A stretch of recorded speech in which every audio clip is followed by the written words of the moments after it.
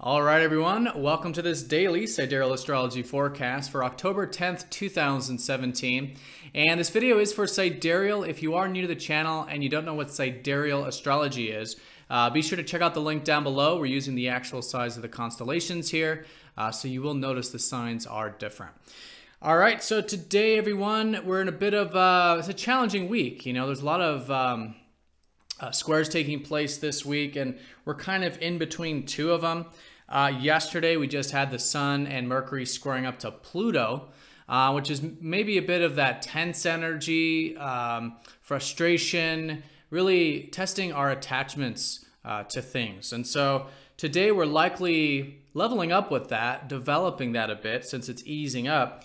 But then going into tomorrow, we do have Mars squaring up to Saturn, which is very much about throttled energy, right? We have Mars, the planet, the side of ourself that wants things now, squaring up to Saturn, which is the side of ourself that says, hold off a second, let's look at the big picture. So it's that kind of a thing. I think it's a mixed type of day with those two aspects. But Venus is going to be opposite up to Chiron today. So there could be some healing taking place, maybe with our values, maybe with our relationships, and possibly our sense of self-worth, which is really the emphasis right now, actually, because the moon's in Taurus, and the moon will be finishing up Taurus today, which is all about value.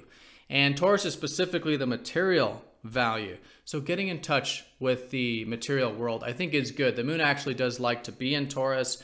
We can relax into the things we do have in life, right? Be grateful for what we have, enjoy it.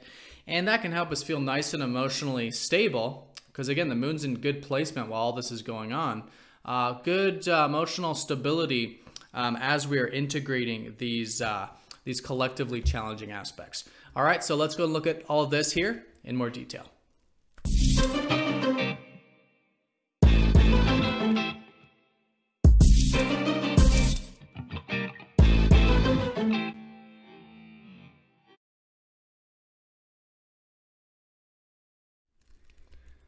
All right, so there's the moon in Taurus finishing up the constellation here today. We've kind of already been experiencing this type of energy. So over the past couple days, you've been feeling this, again, at ease when you're connecting to Earth. I think it's an excellent day for that, whether you're going outside, maybe doing some gardening, planting, connecting with flowers, plants, things like this.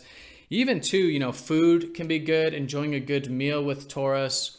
But yeah, anything that is derived from Earth is just really good to connect to. And that is, of course, so much in our life, right? Everything in the material world is derived from Earth. So gratitude, appreciation is great. And again, enjoying it and even a bit of luxury, right? Relaxing into the material realm can be good at this time. So there's also, of course, that Sun Mercury in Virgo. We have Venus shifting into Virgo early this week, followed by Mars here pretty soon. I mean, for all intents and purposes, he's going in right now too. So Virgo is all about the details, right? Taking care of things, organization, structure, and self-discipline. You know, it's such an excellent time for personal growth when the fast movers are in Virgo, especially with Jupiter in Virgo there as well. So I think this is a great focal point. A great area to focus is on how we can improve and better ourselves, whether it's through our diet, our routine, our work, our service. Things like this is just a great source of energy, and we can really be enjoying it, in fact, now that Venus is going to be transiting through here for about the next month and a half. All right, so let's look at these aspects. Yep, like I said, we're kind of in the middle of this of these squares. Yesterday was the Sun Mercury squaring up to Pluto. So we're integrating this, and there's likely a bit of an easing up on some regard in terms of if yesterday you felt any tension or there was any power struggles, if it was something in your external environment, not only with people, but just with your environment in general, could be the case, you know. Just feeling a bit frustrated or blocked that we want something, and it's very unconscious too. It could be with Pluto, but then it's not being fulfilled or something like that. So like I was saying in yesterday's forecast, really good to practice non-attachment, right? Non-attachment is what helps us transform the ego and not be so attached. And then the energy is able to flow a lot easier, which actually still makes it a great day today to do that, to practice non-attachment, and to really, you know, through that non-attachment, really become empowered. Because what happens when we're non-attached to something, it frees us up and liberates us, and especially with Pluto, can create a transformation as we go into the rest of this early part of the week.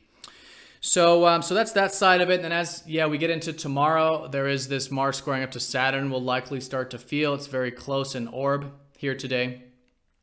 So patience, I think, is really good. Anytime we have Saturn in a type of aspect to a fast-moving planet, it's always good to embody the Saturn side of it. And as a lot of you know, Saturn is about patience. Saturn is about seeing the big picture, and sometimes needing to take a bit of a step back, if that's the case, or maybe challenge yourself. If there's something that you feel like is going to take time, you know, challenge yourself to take one step. And it may feel like taking a step, but then a step back. But sometimes we do have to take a step back. In fact, when you look at progress, you know, things hardly ever just go up in a straight line like this in terms of progress in our life. It's always like you go up a little bit and then you plateau, right? You go up a little bit and plateau.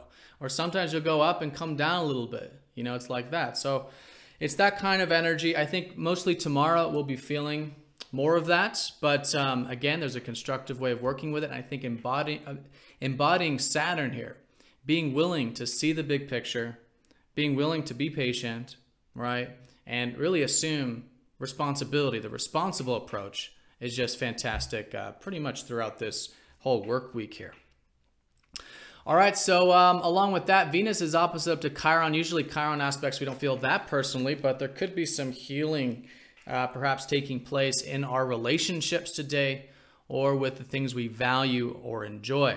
So I was talking about, you know, the moon's in Taurus, and that's what Venus rules, is Taurus, so our values. So even though our emotions are nice and rooted here, there might be some feelings of wound or of insecurity or of doubt that may surface here today. Again, either about values or relationships is often the case with Venus.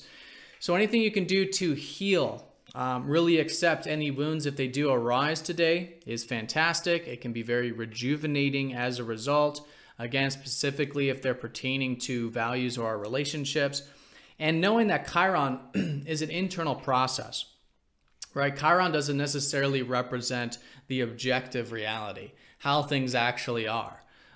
Chiron represents the internal wounds. So it's an internal wound healing type of day collectively.